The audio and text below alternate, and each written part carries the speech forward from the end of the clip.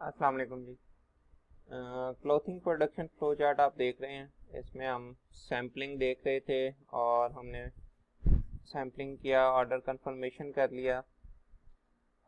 Then हम order planning के ऊपर थे। ठीक है, सैम्पलिंग में आपने देखा कि किस तरह से सैंपल की अप्रूवल होती है, प्रोटोटाइप किस तरह से बनवाया जाता है, उसके क्या प्रोसेसेस होते हैं। और देन आपने ऑर्डर प्लानिंग में देखा कि इसके क्या टास्क होते हैं ऑर्डर प्लानिंग में। फर्स्ट पे है मटेरियल प्लानिंग, जिसको सोर्सिंग भी कहा जाता है, और सेकंड में प्रोडक्शन प्लानिंग। मटेरियल प्लानिंग हमने देख लिया था, उसमें बिल ऑफ मटेरियल्स क्या होता है, यानी कि कौन सा मटेरियल रिक्वायर्ड है और किस क्वांटिटी में रिक्वायर्ड है। ये सोर्सिंग डिपार्टमेंट या प्रोक्योरमेंट डिपार्टमेंट इसको देखता है। इसके अलावा मटेरियल प्लानिंग में वेंडर असेसमेंट की जाती है, उसमें देखा जाता है कि कौन से वेंडर से हमने ये आइटम्स लेनी है जो एक ख़ास ऑर्डर के लिए रिक्वायर्ड है। और पीपीसी डिपार्टमेंट ये सारी चीज़ें देखता है और वो प्राइस, क्वालिटी और इन टाइम डिलीवरी, इन तीन चीज़ों का ख्याल रखता है जब भी वो किसी वेंडर से कोई चीज़ खरीदता है। नेक्स्ट ऑर्डर प्लानिंग में है प्रोडक्शन प्लानिंग। कि प्रोडक्शन प्लानिंग किस तरह से की जाती है। At some places it is also called scheduling. कुछ जगहों पे इसको शेड्यूलिंग भी कहा जाता है। ठीक है, PPC department must know the capacity of each of their department. तो इट इज़ वेरी इंपॉर्टेंट कि जो पीपीसी डिपार्टमेंट है उसको अपने हर डिपार्टमेंट की कैपेसिटी का पता हो। ठीक है, PPC department assign the work keeping in view the capacity of a department and availability of raw material for an order। कोई भी ऑर्डर जब आता है तो पीपीसी डिपार्टमेंट अपने डिपार्टमेंट्स की कैपेसिटी देखते हुए और रॉ मटेरियल की अवेलेबिलिटी देखते हुए किसी भी डिपार्टमेंट को कोई भी टास्क जो है वो असाइन करता है। Sometime firms receives order above their capacity. बाज़ औक़ात जो कंपनीज हैं उनको बहुत अच्छा ऑर्डर आ जाता है और उनकी इतनी कैपेसिटी नहीं होती कि वो उसको जो उन्होंने डेडलाइंस दी हैं उसके ऊपर कंप्लीट कर सकें। ठीक है, वो उसको छोड़ती नहीं है, ऑर्डर को ले लेती हैं, करती क्या हैं। So some of the orders are outsource. तो कुछ ऑर्डर्स को वो आउटसोर्स करते हैं, यानी कि बाहर से बनवाते हैं। The contract is known as CMT. जब वो बाहर से बनवाते हैं उस कॉन्ट्रैक्ट को सीएमटी कहा जाता है। CMT stands for cut, manufacture and trim. Last module में हम इसके बारे में पढ़ चुके हैं। ठीक है, बाज़ औक़ात हमारे जो सप्लायर्स होते हैं वो टाइम पे आपको कोई चीज़, रॉ मटेरियल वगैरह प्रोवाइड नहीं कर पाते, जिसकी वजह से पीपीसी डिपार्टमेंट को अपनी शेड्यूलिंग के अंदर बहुत सारी चेंजेस करनी पड़ती हैं। ठीक है, तो कोई रॉ मटेरियल लेट हो गया, अब उसकी जगह उन्होंने जो रॉ मटेरियल पड़ा है वो वाला ऑर्डर दे दिया उनको, अपने डिपार्टमेंट्स को। तो इस तरह से शेड्यूलिंग्स में बाज़ औक़ात वो चेंजेस करते हैं। तो ये एक नॉर्मल बात है, ये होता रहता है। नेक्स्ट डिपार्टमेंट है जी प्लानिंग के बाद जी ले प्लानिंग। ऑर्डर प्लानिंग के बाद नेक्स्ट डिपार्टमेंट है ले प्लानिंग। ले प्लानिंग क्या होता है? Once the fabric for an order is received it is inspected by the quality department. तो ऑर्डर प्लानिंग में अब जो आपका प्रोक्योरमेंट डिपार्टमेंट है उसने क्या करना है जी, आपको फैब्रिक लेके देना है। ठीक है, सप्लायर से। अब जब फैब्रिक आ गया है आपका, तो उस फैब्रिक को सबसे पहले इंस्पेक्ट किया जाता है क्वालिटी डिपार्टमेंट की तरफ से। ये फ्लो प्रोसेस है। आप देखें, अगर सप्लायर से आपको फैब्रिक आया, उसको क्वालिटी डिपार्टमेंट ने इंस्पेक्ट करना है, तो या तो वो रिजेक्ट करेगा या उसको एक्सेप्ट करेगा। अगर रिजेक्ट कर देगा तो वो वापस सप्लायर के पास फैब्रिक चले जाएगा। अगर एक्सेप्ट कर लिया है then it will go to the cutting department, और cutting department cut order and lay planning करेगी। So if the fabric is rejected due to poor quality, it is sent back to supplier। जैसे अभी मैंने बताया, if accepted by the quality department, it is issued to the cutting department। तो ये cutting department को issue कर दिया जाता है। Cutting department starts cut order planning and lay planning। Cutting department cut order planning और lay planning का काम शुरू कर देता है। Then lay planning is done keeping in view the total order quantity sizes and their ratios. Lay planning किस तरह से की जाती है? ले प्लानिंग काफ़ी डिटेल्ड है। उसमें देखा जाता है कि कितनी क्वांटिटी का ऑर्डर है, कितने साइजेस बनाने हैं इसके, और उनकी रेशियोज क्या हो। ठीक है, ये नेक्स्ट स्लाइड्स में देखते हैं हम।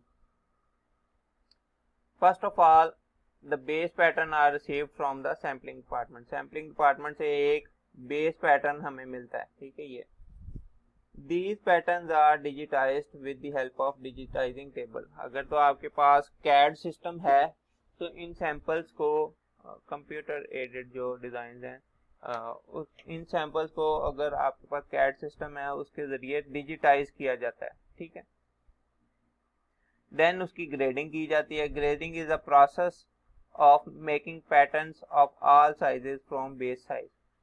अब एक साइज उन्होंने दिया है बेस साइज, ठीक है, कोई भी साइज है, उस बेस साइज के लिहाज से आपने ग्रेडिंग करनी है, उसके small, medium, large, extra large या एक्स्ट्रा स्मॉल सैंपल्स बनाने हैं। ठीक है, इसको ग्रेडिंग कहा जाता है।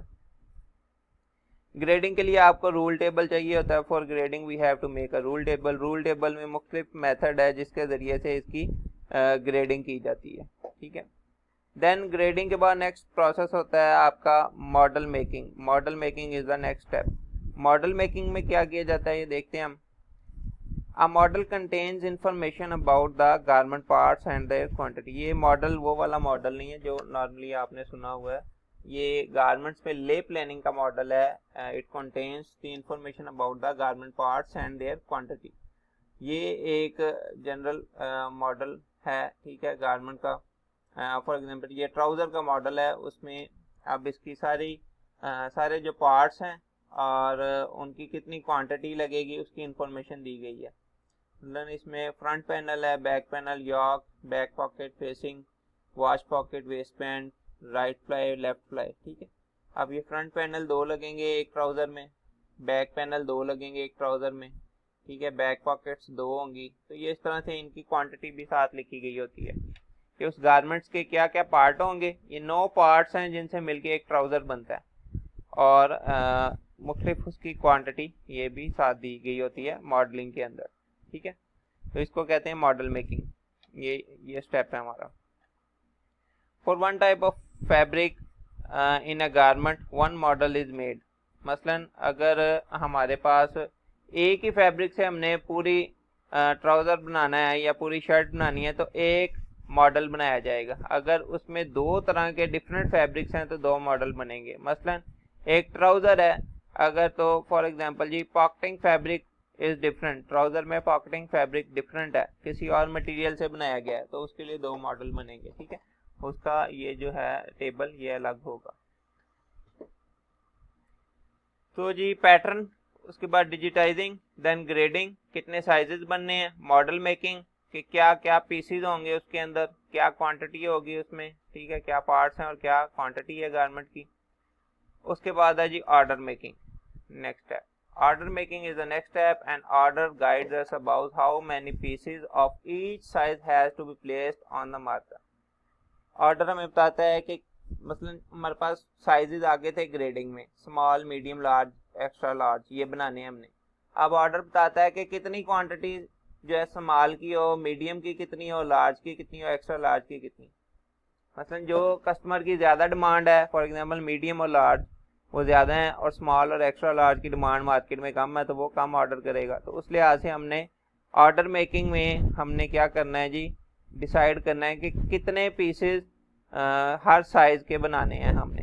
ठीक है, ये ऑर्डर मेकिंग में करते हैं हम। Now we have to make marker breakup which keeps all information. इसमें हम मार्कर ब्रेकअप बनाते हैं ऑर्डर मेकिंग में। मार्कर ब्रेकअप में क्या होता है जी, ये सारी इंफॉर्मेशन होती है। फॉर एग्जांपल ये एक ऑर्डर है, ये मार्कर ब्रेकअप का चार्ट है। एक ऑर्डर है ABC 1 to 3, कस्टमर लिवाइस है, fabric reference fab 001, total quantity 1000 pieces. ठीक है, अब साइज नेम्स हैं जी, size small, medium, large, extra large बनाने हैं। साइज रेशो, स्मॉल का 1 अगर बनेगा तो मीडियम के 2 बनेंगे, उससे डबल हमने मीडियम प्रोड्यूस करना है। लार्ज के भी स्मॉल की निस्बत डबल प्रोड्यूस करने हैं, और एक्स्ट्रा लार्ज की रेशो 1 है। ठीक है, टोटल 6 ये रेशोज बन गई। फॉर एग्जांपल अगर स्मॉल के पीसेस की क्वांटिटी उन्होंने कहा है 167 हो, 167 हो, तो मीडियम की इसकी डबल कर लें 333 ऑलमोस्ट इतनी बन जाएगी। ठीक है जी। इस तरह लार्ज के हो गए और ये एक्स्ट्रा लार्ज की भी दी गई है। ठीक है, ये राउंड ऑफ की हुई है नॉर्मली, इसके लगभग ये ऑलमोस्ट 2 टाइम्स ही है। अच्छा, नेक्स्ट अब आ जाता है marker 1, marker 1, marker 2, marker 1 repeat, marker 1 repeat 2। इसमें क्या होता है कि पहला जब हमने मार्कर लगाया या ये ले प्लानिंग ये मार्कर है, ये मार्कर हमने लेयर्स के ऊपर रखा तो 60 लेयर्स जो हैं, 60 पीसेस जो हैं पहले मार्कर में से निकाल लिए। सेम मार्कर रख के दोबारा से हमने 60 लेयरें लगाई फैब्रिक की, उसके ऊपर मार्कर रखा और कटिंग कर ली, तो अब 60 यूनिट जो हैं वो दूसरे में से निकल आए, 60 और 60 120। नेक्स्ट जो है थर्ड में अब हमें कितने चाहिए, 47 चाहिए, हम 1 प्लस कर लेंगे कहीं कोई मसला ना आ जाए, तो हम 48 रख लेंगे, तो ये जो है नेक्स्ट मार्कर में से हम निकाल लेंगे। ठीक है, इसी तरह से इसके लिए 120 पहले में से आ गए, फिर दूसरे में से भी 120, अब जो बकाया बच गए हैं वो थर्ड मार्कर में से निकाल लेंगे, उतनी फैब्रिक की लेयर्स लगाएंगे। अब जब इन तीनों को जमा करेंगे 168 हो गए, ये 336, 336 और 168, ये 1 प्लस है, इसमें ये 3 प्लस है, तो कुछ ज़्यादा जो है सरप्लस में रखते हुए आप आइटम्स प्रोड्यूस कर लेते हैं, ताकि रिजेक्शन में बाज़ औक़ात कोई पीस निकल जाता है तो आप सरप्लस वाले से पूरा कर लेते हैं। तो इस तरह से जी मार्कर ब्रेकअप में आपकी सारी डिटेल्स होती हैं कि कितने साइजेस हैं, उनकी रेशोज़ क्या हैं, क्वांटिटी कितनी है। फर्स्ट मार्कर में से यानी कि जब पहली बार लेयरिंग करेंगे आप फैब्रिक की तो कितने पीसेस निकालेंगे, दूसरी बार लेयरिंग में कितने निकालेंगे, थर्ड बार में कितने, और टोटल किस तरह से प्रोड्यूस होंगे, ये सारी चीज़ें आपकी मार्कर ब्रेकअप में आ जाती हैं। ठीक है, ये मार्कर ब्रेकअप हमने देख लिया। अब ऑर्डर मेकिंग के बाद नेक्स्ट स्टेप है marker making. Marker making is the next step. Process of placing, marker making क्या होता है, process of placing patterns on the fabric in a way that the fabric utilization is maximum is known as marker making. यानी कि वो process के उसमें अगर मैं बैक जाऊं तो ये एक पिक्चर है और एक ये पिक्चर है, वो प्रोसेस जिसमें फैब्रिक्स को, पीसेस को इस तरह से प्लेस किया जाए कि जो पूरा फैब्रिक है उसकी मैक्सिमम यूटिलाइजेशन हो। मसलन ये मैक्सिमम यूटिलाइजेशन है, सिर्फ यहाँ पे वेस्टेज है और यहाँ पे वेस्टेज है, ठीक है, ज़्यादा, और यहाँ पे है, यहाँ पे है, तो इस तरह से पीसेस को प्लेस किया जाए कि हमारी वेस्टेज कम से कम हो, जब कटिंग हो तो वेस्ट फैब्रिक कम से कम निकले। ठीक है, तो इसको मार्कर मेकिंग कहते हैं। Fabric utilization is maximum. Marker making is very important, ये बहुत इंपॉर्टेंट होता है because raw material cost is 50 to 60% of total cost in apparel industry. किसी भी अपैरल इंडस्ट्री में जो रॉ मटेरियल की कॉस्ट है वो 50 से 60% होती है, तो मार्कर मेकिंग बहुत इंपॉर्टेंट है। कैसे? It mean that if we can save 2% of the fabric we can increase 1% profit margin. इसका मतलब है कि अगर हम सिर्फ 2% फैब्रिक जो है अच्छी मार्कर मेकिंग की वजह से बचा लें तो हम 1% अपना प्रॉफिट मार्जिन बढ़ा सकते हैं। ठीक है, तो इट्स ह्यूज। इसीलिए आजकल जो है ज़्यादा फोकस डिजिटाइजिंग के ऊपर है, कंप्यूटर से आप मार्कर मेकिंग कर ले और अच्छी तरह से मार्कर मेकिंग करें। जितना मैक्सिमम यूटिलाइज करेंगे फैब्रिक को उतना ही आपकी जो वेस्ट है वो कम बनेगी और आपका प्रॉफिट मार्जिन ज़्यादा होगा। मार्कर्स में भी different types which are as follows. अब डिफरेंट तरह के मार्कर्स होते हैं, ये मार्कर्स की टाइप्स हैं, ये मैनुअल हैं, ये डिजिटाइज्ड है। इसमें half garment marker, whole garment marker, single size marker, multi size marker, sectional marker, interlocking marker और mixed multi size lay marker मौजूद है। तो ये इन काफ़ी डिटेल्स हैं, डिटेल्स में हम नहीं जाएंगे, सिर्फ हम ये देख लेते हैं किस तरह के मार्कर्स अवेलेबल हैं। नेक्स्ट प्रोसेस है जी स्प्रेडिंग का, ये हम नेक्स्ट वीडियो में देखते हैं। अभी तक के लिए अल्लाह हाफिज़।